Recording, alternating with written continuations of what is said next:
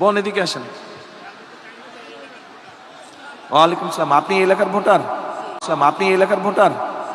কোন জায়গায় বাড়ি? ধরেন এটা। হ্যাঁ, এটা ধরেন। 95 ওয়ার্ড। আপনার নামটা কি? আমার নাম লিলি। এটা কাছে নিতে হবে মাইক। আমার নাম লিলি। আচ্ছা, উনি 95 নম্বর ওয়ার্ডের 95 নম্বর ওয়ার্ড তো ভাষান টেকের মধ্যে পড়লো না? হ্যাঁ। আচ্ছা, তো এখন বোন আমাকে একটু আপনি বলেন, আমরা জুয়েলের কথা শুনেছি একটু আগে, জুয়েল যে বলে গেল ওইখানেই থাকে, তো এই এলাকার মূল সমস্যাটা কি? জি, এখানে স্যার কি আমরা করতে হবে? বিএনপি ইনশাল্লাহ সরকার গঠন করলে, আমি ইনশাল্লাহ আপনাদের ভোটে জিতলে কি করতে হবে, মূল কাজটা কি করতে হবে? আসসালামু আলাইকুম। আমরা বস্তিবাসী, আমাদের মানে আমাদের কিছুই নেই। আমরা চাই যে আমাদের একটা পুনর্বাসন হোক। আর আমরা বলছিলেন যে আমাদের ফ্যামিলি কার্ড দিবেন, তাই আমরা এই জন্য আপনার কাছে আসছি। ফ্যামিলি কার্ড চাই, গার্মেন্টসে চাকরি করতে। এই যে ফ্যামিলি কার্ড, এটা প্রত্যেক ওনার মতন প্রত্যেক মা এরকম একটি ফ্যামিলি কার্ড পাবে ইনশাআল্লাহ বিএনপি সরকার গঠন করলে।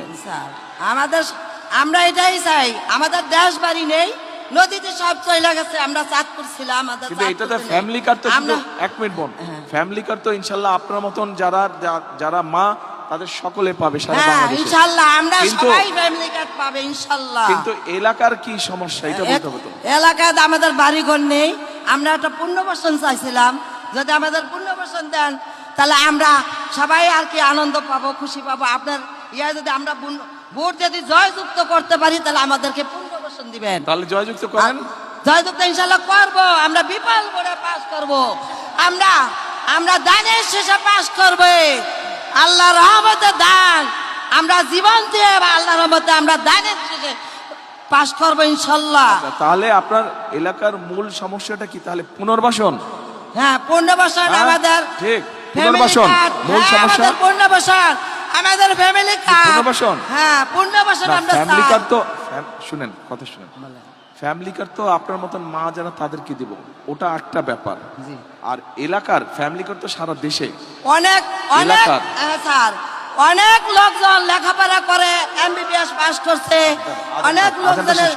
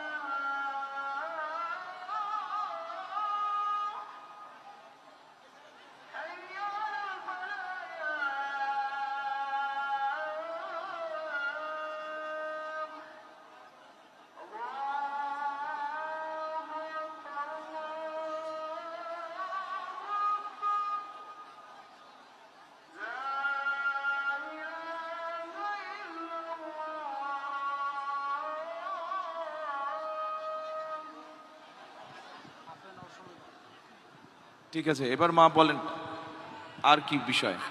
আসসালামু আলাইকুম। আমাদের এখানে আমার ছেলেই লেখাপড়া করা মাস্টার্স পাস করছে। আমাদের চাকরি দেওয়ার কথা বলছিল, অনেক জায়গায় আমরা গেছিলাম, আমার ছেলের চাকরি হয় নাই। আমরা অনেক লোকজন আছে, অনেক যুবক আছে লেখাপড়া করে চলতেছে, চাকরি দেওয়ার কথা বলছিল, কোনো চাকরি দেওয়া হয় নাই। আপনার কাছে আমাদের অনুরোধ, আর সবাইকে তো আপনি চাকরি দেবেন, যারা শিক্ষিত, যাদেরকে চাকরি দেওয়ার জন্য আমি অনুরোধ জানাচ্ছি, আপনি চাকরি দিবেন। আমরা 95 ওয়ার্ডে আমরা ইনশাল্লাহ জয়যুক্ত করব, ইনশাল্লাহ আমরা বোর্ডে বিপুল বোর্ডে পাশ করব ইনশাল্লাহ। আচ্ছা, তাহলে এই যে এই বোন একটা কথা বলেছে যে 1 নম্বর হচ্ছে যে পুনর্বাসন, 2 নম্বর হচ্ছে যে যুব সমাজ বা তরুণ সমাজের অনেক সদস্য আছে যাদের কর্মসংস্থান বা চাকরির প্রয়োজন, তাই তো নাকি? এটা আরেকটা সমস্যা। এই সমস্যা অবশ্য শুধু ভাষান ঠিক না, এই সমস্যা সারা বাংলাদেশেই কম বেশি আছে, সারা বাংলাদেশেই আছে। আচ্ছা, বোন বসেন আপনি।